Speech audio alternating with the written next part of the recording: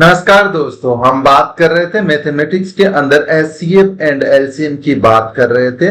उनसे रिलेटेड हमने कुछ कॉन्सेप्ट डिस्कस करे थे और हम एग्जांपल्स करने का प्रयास कर रहे थे। तो उसी सीरीज में मैंने आप लोगों को बताया था कि यदि हमारे पास अनुपात में कोई आ जाए, हमारे पास अनुपात कहीं पे दिया हुआ हो और का एलसीएम से रिलेशन निकालना हो, एचसीएफ से रिलेशन निकालना हो, तो कैसे हम उनको सोल्व करेंगे वो चीज मैं बता देता हूं। जैसे हमारे पास कोई भिन्न दी हुई है, उसका एलसीएम निकालना है तो हम कैसे निकालेंगे। हमारे पास यदि मान लो भिन्न दी हुई है तो उस भिन्न का एलसीएम हमें लेना है।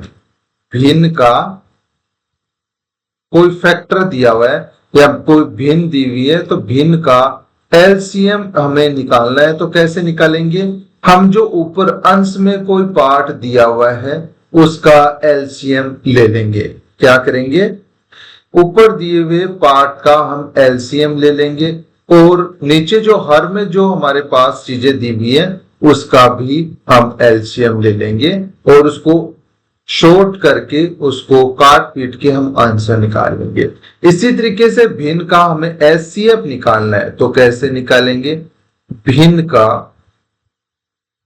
का एचसीएफ यदि हमें कहीं पे भी फाइंड आउट करना है तो सिंपली हमें अंश का एचसीएफ निकालना है और हर का भी एचसीएफ निकालना है। दोनों का हम रेशियो ले लेंगे और क्वेश्चन को सोल्व कर देंगे। ये हमारी बेसिक अप्रोच रहेगी यदि हमारे पास कहीं पे भी कोई भिन्न दी हुई है और उसका एलसीएम और एचसीएफ निकालना है। तो इसको स्टार मार्क करके सबसे पहले नोट डाउन करिए, फिर हम एक क्वेश्चन करना स्टार्ट करते हैं। क्वेश्चन नंबर हमारा 15 रहेगा। 15 नंबर में हमें क्या सीखने को मिलेगा, लिखिए क्वेश्चन, लिखिए क्वेश्चन नंबर 15।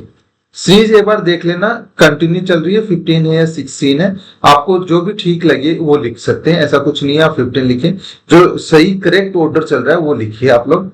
मेरे को ऐसा याद आ रहा है कि 15 नंबर क्वेश्चन ही हम 14 तक हम डिस्कस कर चुके थे। ठीक है, दो संख्याओं का अनुपात हमें दे रखा है। दो संख्याओं का अनुपात हमारे पास कितना दे रखा है, 3:4 है। ठीक है, और उनका एलसीएम हमारे पास दे रखा है, और उनका एलसीएम हमारे पास दे रखा है। एलसीएम कितना है उनका, 60 है। ठीक है, तो हमें फाइंड आउट करना है उसी सेम नंबरों का एचसीएफ क्या होगा, ये हमसे क्वेश्चन में पूछा गया है। तो देखिए मैं आप लोगों को बता देता हूं, आप अनुपात का मीनिंग क्या होता है। सबसे पहले रेशियो का मीनिंग समझिए। रेशियो होता है, देखो ये क्वेश्चन बाद में करवाता हूं, एक बार हिंदी मीडियम के बच्चे इसको नोट डाउन करिए, लिखिए और क्वेश्चन करने का प्रयास करिए। मीनवाइल मैं इंग्लिश मीडियम के बच्चों को क्वेश्चन नोट डाउन करवा देता हूं। लिखिए, इंग्लिश मीडियम के बच्चे लिखिए, The ratio of two numbers is 3:4. 3:4 if LCM of lowest common factor, least common factor या LCM of these numbers is 60. If LCM of these numbers is 60, then find out the highest common factor. तो सबसे पहले मैं अब आप लोगों को यहां पे बताना चाहूंगा कि अनुपात क्या होता है। अनुपात में हमने मान लो कोई चीज लिखी हुई है 3:4, इसका मतलब यह है कि कोई कॉमन वैल्यू होगी जो कि कट गई है, क्योंकि इसी अनुपात को हम भाग के फॉर्म में लिख सकते हैं। तो यहां पे हमारे पास मान लो कि कॉमन फैक्टर, इसका मल्टीप्लीकेशन अक्ष था, नीचे का अक्ष था, तो वो कट गए और जो नहीं कटा वो हमारे पास अनुपात में आ गए। ये चीज होती है, होपफुली आप लोगों को पता भी होगा। अब मैं ये कहता हूं कि वो जो कॉमन फैक्टर कट जाता है वो हम मान लेते हैं अक्स है। तो हमारी संख्याएं क्या हो गई, 3x और 4x हो गए। अब इसका हमें एलसीएम निकालना है, तो फैक्टर इसके क्या हो सकते हैं, 3 इंटू एक्स और इसका 4 इंटू एक्स हो गया। अब हमें यदि एलसीएम निकालना है, इन दो नंबर्स का यदि एलसीएम निकालना है तो 3 आ गया, यहां से x ले लिया, आगे हमारे पास हमने 4 ले लिया, x हमने ऑलरेडी ले रखा था तो दोबारा लेने की जरूरत नहीं है। तो हमारे पास यहां से ओवरऑल जो एलसीएम निकल के आया 12x आया। इस 12x की वैल्यू हमारे पास ऑलरेडी 60 दे रखी है, तो दोनों तरफ से मैंने 12 से डिवाइड करा 1 टाइम या 5 टाइम, तो x की वैल्यू क्या आ गई, 5 आ गई। और हमारे पास ये जो कॉमन फैक्टर होता है वो ही हमारा क्या होता है, एचसीएफ भी होता है, हाईएस्ट कॉमन फैक्टर भी होता है। तो हमारा आंसर क्या हो गया, 5 हमारा आंसर हो गया।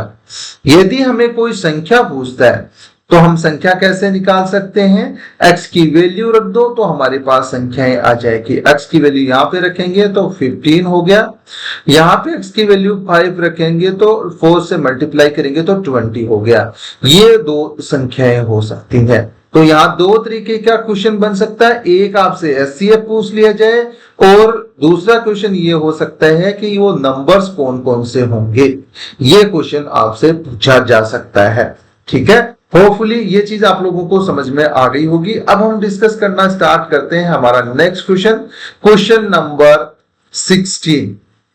16 नंबर क्वेश्चन की मैं बात करूं तो उसमें हमारे पास क्या दिया हुआ है और क्या पूछा गया है। देखिए, दो संख्याओं का बहुत ही आसान से क्वेश्चन है, ऐसे सिमिलर क्वेश्चन आप लोगों को एग्जाम में देखने को मिलेंगे। दो संख्याओं का योग हमारे पास दे रखा है, सम हमारे पास दे रखा है और कितना है 36, वह उनका एचसीएफ भी हमारे पास दे रखा है, हाईएस्ट कॉमन फैक्टर हमारे पास दे रखा है, कितना है 4 है। तो जोड़ों या युग्म की संख्या ज्ञात करो, कितने पेयर्स बनेंगे, ये हमारे पास पूछा गया है। दो संख्याओं का योग 36 है, वह उनका एचसीएफ 4 है, तो जोड़ों की संख्या ज्ञात करो। तो हिंदी मीडियम के बच्चे जिन्होंने ये क्वेश्चन नोट डाउन कर लिया है वो इसका करने का प्रयास करिए। मीनवाइल मैं इंग्लिश मीडियम के बच्चों को ये क्वेश्चन नोट डाउन करवा देता हूं। लिखिए, the sum of two numbers is The sum of two numbers are 36 and their highest common factor, या in short HCF is 4. HCF is 4. Then find out the number of pairs. Then find out the number of pairs. अब देखिए, यहां से समझिएगा, मैं ऐसा मान लेता हूं कि हमारे पास संख्याओं का अनुपात है, दोनों संख्याओं का अनुपात x इंटू x अनुपात y है। अब यहाँ पे हमारे पास इनका कॉमन फैक्टर 4 दे रखा है, तो हम इसको 4 से मल्टीप्लाई करेंगे तो वो संख्याएं आ जाएंगी। संख्याएं क्या क्या होंगी, तो वो आ जाएंगी 4x हो गया और 4y हो गया। यहां तक कोई प्रॉब्लम नहीं। आगे देखिए, आगे हमें क्या कहा गया है कि हमारे पास इन दोनों संख्याओं का योग 4x और 4y का सम है, वो 36 है। अब देखिए, यहां से 4 कॉमन आ गया और हमने दोनों तरफ डिवाइड कर दिया तो हमारे पास 9 शेष बच गया। कोई प्रॉब्लम नहीं। आगे इसको सोल्व करना स्टार्ट करते हैं। देखो, जोड़े बनाते टाइम एक तो याद रखिएगा कि कॉमन चीज दोनों में नहीं होनी चाहिए। ठीक है, पहली तो बेसिक चीज ये हो गई। दूसरी, ये कॉमन चीज ओनली क्या हो सकती है, एक नंबर हो सकता है। एक नंबर को आप पेयर में काउंट करना पड़ेगा। तो इसके पेयर कैसे कैसे बन सकते हैं, x की वैल्यू 1 हो सकती है और y की वैल्यू 8 हो सकती है। ठीक है, दूसरा पेयर x की वैल्यू 2 हो सकती है और y की वैल्यू 7 हो सकती है। सिमिलरली हम बात करें तो x की वैल्यू 3 और y की वैल्यू 6 हो सकती है। हम फोर्थ टाइम पे बात करें तो x की वैल्यू 4 और y की वैल्यू 5 हो सकती है। आगे हम लिखेंगे तो यही चीजें रिवाइज हो जाएंगी, तो लिखने की जरूरत नहीं है। आप ध्यान से देखिएगा, इसमें हमारे पास कॉमन फैक्टर दोनों में नहीं है, 1 और 8 में। एक है, एक हो सकता है, एक का कोई वो नहीं है, एक के अलावा कोई कॉमन फैक्टर नहीं होना चाहिए। जैसे 2 और 7 में देखें तो इसमें कोई कॉमन फैक्टर नहीं है, लेकिन 3 और 6 में आप देखोगे तो इसमें 3 कॉमन फैक्टर है, इसलिए ये पेयर नहीं बन सकता। तो हाँ, यहाँ पे हमारे पास, और आगे वाला देखें तो 4 और 5 है, इनमें कॉमन फैक्टर नहीं है। तो इस तरीके से इसको यदि हम हटा दें तो हमारे पास कितने जोड़े बने, कितने पेयर बने, 1 और 8 का बन गया, 2 और 7 का बन गया, 4 और 5 का बन गया, यानी कि हमारे पास 3 जोड़े बन गए। और यही हमसे पूछा गया था कि इसमें कितने जोड़े बन सकते हैं, तो हमने बना के बता दिया कि 3 ही जोड़े पॉसिबल हैं जो यहाँ पे बनाए जा सकते हैं। अब हम बात करते हैं नेक्स्ट क्वेश्चन की, क्वेश्चन नंबर 17। होपफुली आप लोगों को क्वेश्चन नंबर 15 एंड 16 समझ में आ गए होंगे, इनमें कोई प्रॉब्लम आप लोगों को नहीं होनी चाहिए मेरे अकॉर्डिंग। ठीक है, तो लिखिए, नोट डाउन करना स्टार्ट करिए। क्वेश्चन नंबर 17 में क्या कहा गया है, चार संख्याओं का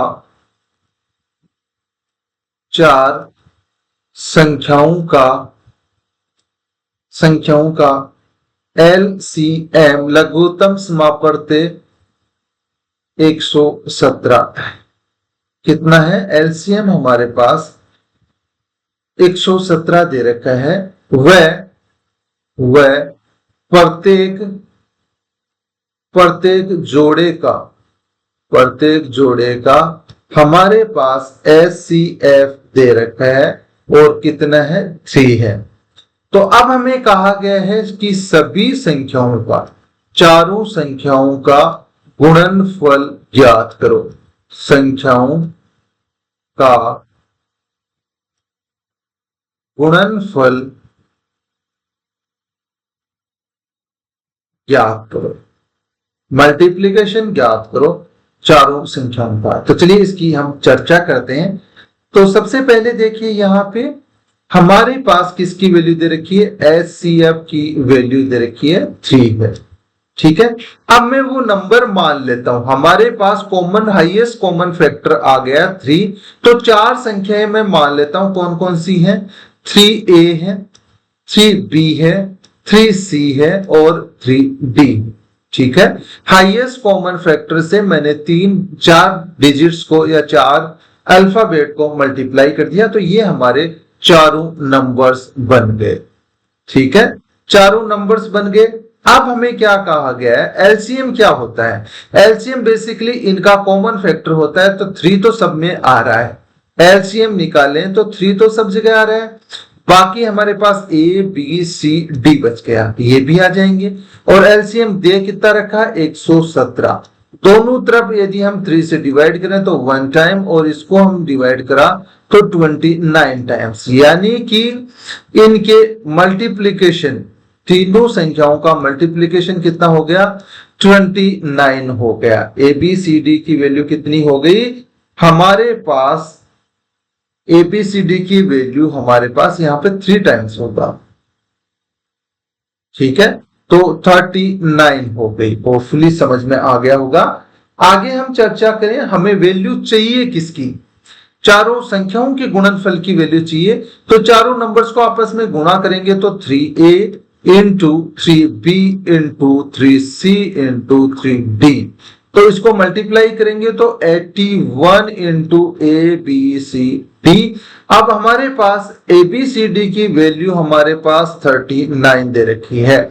तो इन नंबर्स का गुणनफल कितना आएगा, 9 को 1 से मल्टीप्लाई करा 9 आ गए, 9 को हमने 8 से मल्टीप्लाई करा 72, और 3 को 1 से मल्टीप्लाई करा 3, तो हमारे पास इसमें ऐड कर दिया 3 तो 75 हो गया। यहाँ 5 आ गया, 7 पावर लग गई। लेटर ऑन हमने 3 को 8 से मल्टीप्लाई करा 24, और 7 उसमें ऐड करा तो 31 आ गया। तो हमारा आंसर क्या आ गया, चारों संख्याओं का मल्टीप्लीकेशन कितना आएगा, 3159। तो ये हमारा क्या हो जाएगा, आंसर हो जाएगा। होपफुली इसमें आप लोगों को कोई समस्या, कोई परेशानी नहीं होनी चाहिए। अब हम बात करते हैं नेक्स्ट क्वेश्चन की। क्वेश्चन नंबर हमारा 18 रहेगा। 18 नंबर क्वेश्चन में हमारे पास क्या दिया हुआ है, क्या हमसे जानना चाह रहा है, वो हम डिस्कस कर लेते हैं। 18 नंबर की बात करें तो सबसे पहले हिंदी में क्वेश्चन नोट डाउन करिए। किसी दो क्रमागत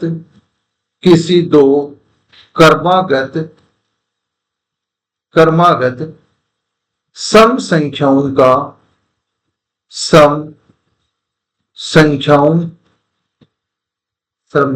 का एलसीएम एंड हमारे पास एचसीएफ दे रखा है। कितना कितना 84 और 2 दे रखा है। हमारे पास एलसीएम 84 एंड एचसीएफ 2 दे रखा है। अब हमसे पूछा गया है इन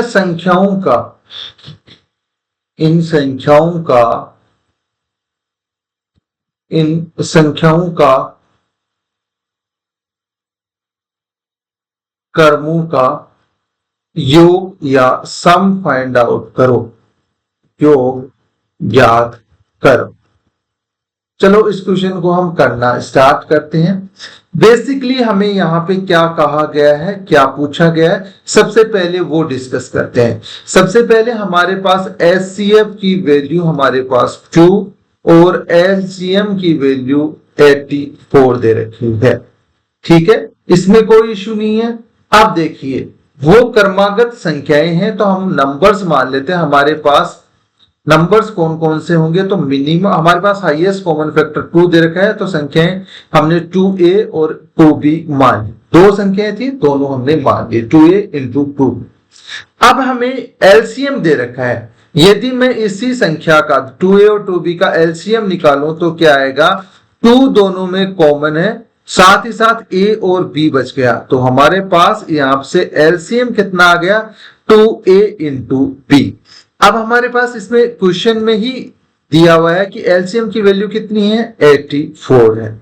84 है तो हम दोनों तरफ 2 से डिवाइड कर सकते हैं यहाँ पे।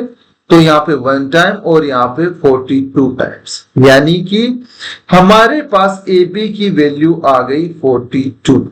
कितनी आई हमारे पास ए बी की वैल्यू, 42 आई है। अब हमसे पूछा क्या गया क्वेश्चन में वो देखिए, इनका इन्वर्स करके हमें इनका सम करना है, यानी कि हमें क्या चाहिए, इसके व्युत्क्रमों का योग चाहिए। तो हम क्या कर सकते हैं, हमें ऐसा करना पड़ेगा 1/2a, जो संख्या ऊपर होनी चाहिए थी उनको नीचे करके ऐड करना है 2b। अब देखिए इसका हमने एलसीएम लिया, हमारे पास क्या आया 2a into b। 2a into B में 2a से डिवाइड करा, हमारे पास b बच गया। फिर 2ab को 2b से डिवाइड करा, हमारे पास a बच गया। हमें a प्लस b की वैल्यू निकालनी होनी चाहिए हमारे पास इस क्वेश्चन को सोल्व करने के लिए। दूसरी चीज a इंटू b की वैल्यू हमारे पास में होनी चाहिए। तो चलिए इसको सोल्व करना हम स्टार्ट करते हैं। a b की वैल्यू यदि हमें चाहिए तो सिंपली हमें क्या करना चाहिए, इन दोनों संख्याओं का क्या करना पड़ेगा, यहां से देखिए a इंटू बी हमारे पास 42 दिया हुआ है और हमें पता है दो क्रमागत संख्याएं बनती हैं इससे, तो हम इसको क्या कह सकते हैं, 6 इंटू 7 कह सकते हैं। यानी कि किसी भी एक को हम a मान लेते हैं, किसी भी दूसरे को b मान लेते हैं, उससे कोई फर्क नहीं पड़ेगा। हमने a को 6 और b को 7 मान लिया, तो हमारे पास a प्लस b की वैल्यू 13 हो गई और 2 इंटू ए बी को हम 84 लिख सकते हैं। ए बी की वैल्यू हमारे पास 42 है तो इसको 2ab की वैल्यू 84 हो जाएगी। इस तरीके से इनका सम हमारे पास कितना आ गया, हमारे पास सम आ गया 13/84। ये हमारा आंसर हो गया। होपफुली ये चीज आप लोगों को समझ में आ गई होगी। अब हम चर्चा करना स्टार्ट करते हैं हमारे नेक्स्ट क्वेश्चन की। क्वेश्चन नंबर हमारा 19 रहेगा। 19 में हमें क्या सीखने को मिलेगा, देखिएगा। क्वेश्चन में हमारे पास दिया हुआ है दो संख्याओं का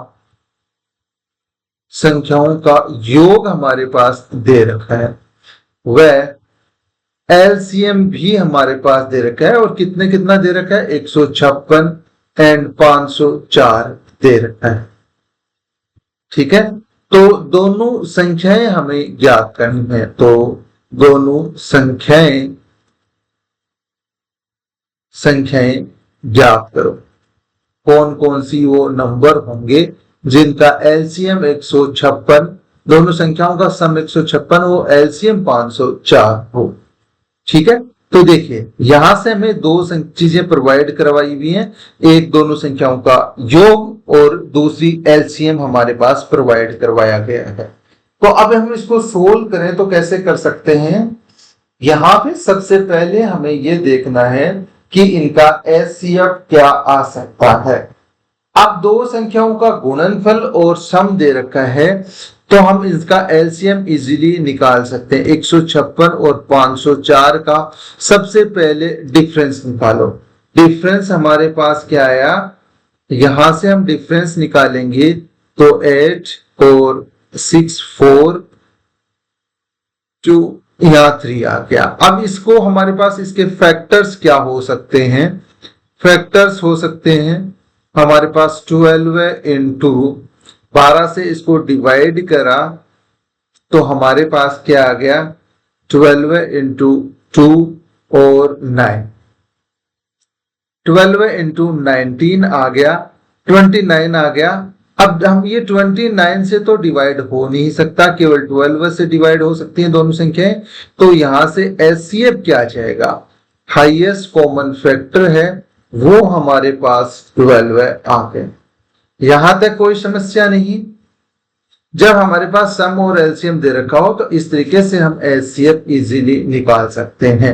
ठीक है, तो चलिए आगे बात करते हैं। दोनों चीज का पता चल गया। अब हमने दोनों संख्याएं, जब हमें एचसीएफ पता चल गए तो हम दोनों नंबर्स को क्या मानेंगे, हम मान लेते हैं 12A एंड 12B हमारे दोनों नंबर्स हैं, इसमें कोई परेशानी नहीं।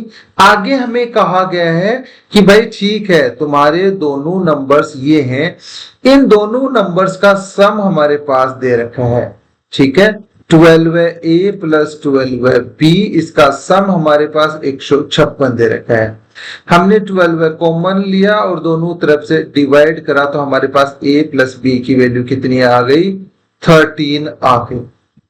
लेटर ऑन हमने अब इसका एलसीएम निकालें, इन संख्याओं का एलसीएम निकालें तो हमारे पास 12 दोनों जगह से कॉमन आ सकता है और आगे और क्या बच गया, A इंटू B आ सकता है। अब इस एलसीएम की वैल्यू हमारे पास 504 दे रखी थी, तो मैंने 12 से दोनों तरफ डिवाइड करा, हमारे पास क्या आ गया, यहां पे 42 आ गया। कितना आ गया, 42 आ गया। यहां से ध्यान से देखोगे A प्लस B की वैल्यू 13 है और A इंटू B की वैल्यू 42 है। क्या मैं A प्लस B को ऐसे लिख सकता हूं, 6 प्लस 7 लिख सकता हूं और उसका मल्टीप्लीकेशन करूंगा आपस में तो हमारे पास 42 आ जाएगा। यानी कि A की वैल्यू हम 6 मान सकते हैं और B की वैल्यू हम 7 मान सकते हैं। तो हमारे पास पूछा दोनों संख्याएं क्या होंगी, तो दोनों संख्याएं यदि हम फाउंड आउट करें तो 12A इंटू 12B होती हैं। इनमें यदि A की वैल्यू हम रखें, A की वैल्यू हम 6 रखें और B की वैल्यू यदि हम 7 रखें तो हमारे पास 12 इंटू 6 यानी कि 72, सेकेंड में 12 इंटू 7 यानी कि 84। ये दोनों संख्याएं हो गई, यही हमसे क्वेश्चन में पूछा गया था। बहुत ही आसान सा क्वेश्चन था, मैंने आप लोगों को बता दिया है। ठीक है, तो ये आज की क्लास में हमने कुछ क्वेश्चंस डिस्कस करे हैं।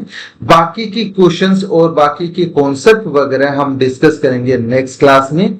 ठीक है, तो आज की क्लास में इतना ही, मिलते हैं नेक्स्ट क्लास में।